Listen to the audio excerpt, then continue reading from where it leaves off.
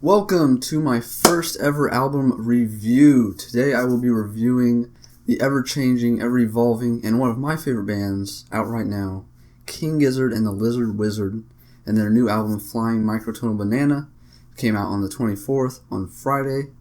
And let's get right into the review. Now, Flying Microtonal Banana is the band's 9th album since 2012. They're a very prolific, sort of experimental, experimental garage psychedelic rock band. Their last album was one of my favorite of the year last year, Nonagon Infinity, and they basically picked up right where they left off with that one with Flying Microtonal Banana, which is a 9-track LP that comes in at about 41 minutes, and it starts with the track Rattlesnake. Rattlesnake was the first single the band released from their newest album, and it's a longer track. It's about 7 minutes long. It's kind of just ramming your head with the same instrumental for about 4 minutes, and then it really picks up at about the 4-minute mark, and the instrumental changes, and the instrumental kind of syncs with Stu McKenzie's voice, which is a really cool way they did it. The track is basically from the point of view of a rattlesnake, and it's kind of got the whole, you're doomed kind of aura around it, or theme. It's basically just kind of tells a story of this rattlesnake, killing prey, basically.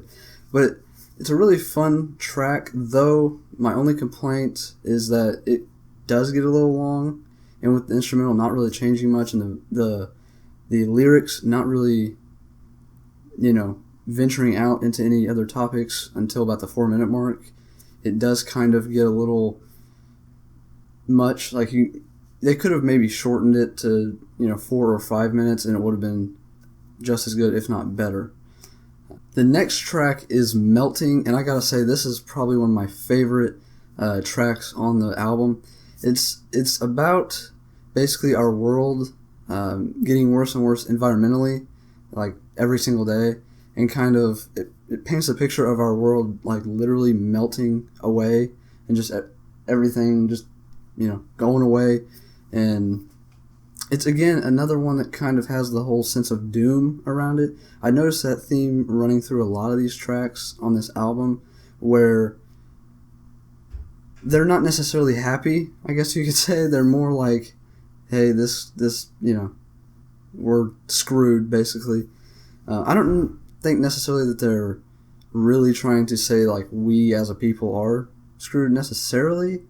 I don't think King Gizzard is really a band to get too, socio-political in their music, but I think it's just kind of like painting that picture. One thing I do want to mention with this track is the vocals. I didn't notice this at first, maybe the first 1 or 2 listens, but the vocals actually have this cool, this wavy effect almost. It actually kind of sounds like the vocals are melting away in the track, which I think is really cool to obviously go along with the theme of the, melting of the world, basically.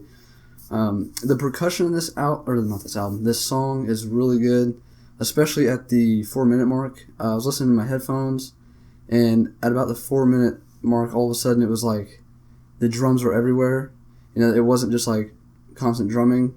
It was like they added some more drums, and then they made it where it kind of went back and forth through the headphones, and then some would sound like they're way over here, and it was really a really cool thing they did with the drums on this track. All right, moving on to the third track, which is called Open Water. This is another track that kind of shows hopelessness. It's about basically being lost at sea, and all you see is open water, and you have no chance of getting to shore. This track is really good, like from the start. It really hits hard. The drumming is awesome. The riff on this song I think is fantastic. I love it. It's got this dude. Go listen to that track, because I love the riff on this one. This track also, I would say, has a little bit of a Middle Eastern sort of influence on it, which I forgot to mention with Melting, actually. That one kind of does too. A lot of these tracks have a sort of like a Middle Eastern, influence on them, which I really like that, how they're still pulling from different influences. And one thing I want to mention that I thought was really cool with this track is that about the 5-minute mark, yes, a lot of these tracks are pretty long, but about the 5-minute mark, you know, some like congos come into play, and the guitars kind of have this like a wonky. They almost sound like something that would be on Superfly, the Curtis Mayfield album, or like a Isaac Hayes album, or some funk album from the 70s. I don't really have a lot to say about the next track, which is Sleep Drifter, which was the second single for this album. I believe the second single.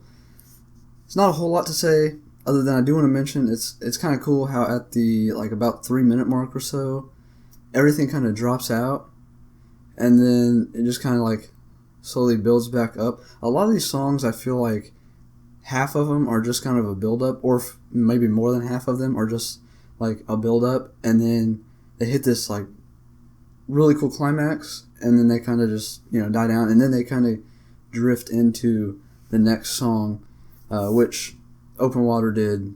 It kind of drifted right into Sleep Drifter. Sleep Drifter is not really overly an interesting track, in my opinion.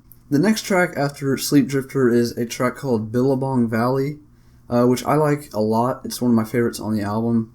It's basically about a couple of outlaws back in Old West, and they're on the run from authority, police, whatever. It's a really cool track. It has the sound at times of a track that would be in an old Western movie. I believe it's the 3-minute mark. Everything kind of drops out except for the guitar, and it sounds almost like something that you'd see in one of those scenes where, two outlaws are what do they call it? Having a shootout. What do they call it? I don't remember. I look stupid now. That's okay. It's just a really fun track. And then after that, it goes into Anoxia, which, to be totally honest, might be my least favorite. It just didn't really stick out to me that much. It might be, to me, the one that, is the least interesting on the whole album. Not to say that it's necessarily bad. It doesn't jump out at me. It doesn't really want to, pull me in and make me just want to sit and listen to this song over and over like some of the other ones do. And after Anoxia comes Doom City, which is another track I really loved off this album. It kind of reminds me of, it really reminds me of early Black Sabbath, from their first album, especially the first maybe minute and then the last minute of the track. It's straight out of a Black Sabbath album. It could have went on their first album. In my opinion, I would say this is one of the catchier tracks on the album. It's got this sort of I guess it's a hook, basically. Do do do do doom city do, and it's kind of cool because throughout the verses they actually have it in the background, so you can hear it throughout each of the verses, but it's not really that prominent. I don't think I noticed that first couple listens either. But I thought that was really cool. And really, this is just a really fun, catchy track to me. Not that the topic is fun necessarily. It's, to be totally honest, kind of about, the devil, but not in a glorifying, celebratory way. Just about the in the doom kind of, or screwed kind of way. And then after Doom City comes what was the third single off the album, which was Nuclear Fusion. In Nuclear Fusion, I would say the drums and the guitar, they really made them mesh really well together. I thought that was really cool. This one, to me, this song is one of the more, I guess, positive notes on the album. It kind of talks about the whole Big Bang Theory, not the show, but the actual theory where, we're all created from just this one center of mass exploding.